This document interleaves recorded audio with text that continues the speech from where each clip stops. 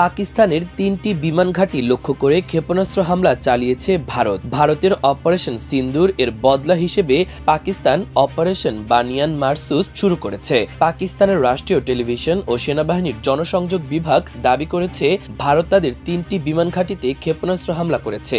এর জবাবে ভারতের পাঠানকোট, উধমপুর সহ বিভিন্ন সামরিক লক্ষ্যবস্তুতে হামলা চালিয়েছে তারা। ভোর 5:45টার দিকে শ্রীনগরের কয়েকটি বড় ধরনের বিস্ফোরণের শব্দ পাওয়া গেছে। শহর জুড়ে এখন পুরোপুরি ব্ল্যাকআউট চলছে। এর আগে ভারত আর পাকিস্তান দুটি দেশই দাবি করেছে শুক্রবার দিবাগত রাতে তাদের ওপর অপর দেশ থেকে হামলা হয়েছে। পাকিস্তানের সেনাবাহিনী বলছে ভারত তাদের 3টি বিমান ঘাঁটিতে ক্ষেপণাস্ত্র হামলা চালিয়েছে। রাওয়ালপিন্ডি আর ইসলামাবাদেও বিস্ফোরণের শব্দ পাওয়া গেছে। তবে পাকিস্তান বিমান বাহিনীর কোনো ক্ষয়ক্ষতি হয়নি বলে দাবি করেছেন সে দেশের সেনা মুখপাত্র। অন্যদিকে ভারতের প্রতিরক্ষা মন্ত্রণালয় দাবি করেছে উত্তর থেকে পশ্চিম বিভিন্ন রাজ্যে সন্দেহভাজন সশস্ত্র ড্রোন দেখা গেছে। পাঞ্জাবের ফিরোজপুরে এরকমই একটি ড্রোন আঘাত হানায় কয়েকজন নাগরিক আহত হয়েছেন বলেও জানা গেছে।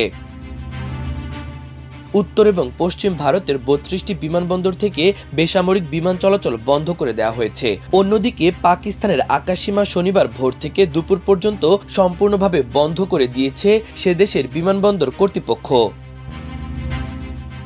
পাকিস্তানের আন্তঃবাহিনী জনসংযোগ দফতরের প্রধান লেফটেন্যান্ট জেনারেল আহমেদ শরীফ চৌধুরী দাবি করেছেন ভারত শনিবার ভোররাতে রাওয়ালপিন্ডির নূর খান বিমান ঘাঁটি, শরকোট বিমান ঘাঁটি এবং মুরিদ বিমান ঘাঁটি লক্ষ্য করে আকাশ থেকে ভূমিতে ক্ষেপণাস্ত্র হামলার চেষ্টা করেছিল। শনিবার দিবাগত রাতে এক সংবাদ সম্মেলনে তিনি দাবি করেন এখনো পর্যন্ত পাওয়া তথ্য অনুযায়ী এসব হামলার ফলে পাকিস্তান বিমান বাহিনীর সব সম্পত্তি নিরাপদে আছে। ওই সংবাদ সম্মেলনের কিছুক্ষণ আগে রাওয়ালপিন্ডি ও ইসলামাবাদে 2টি বিস্ফোরণ ঘটে।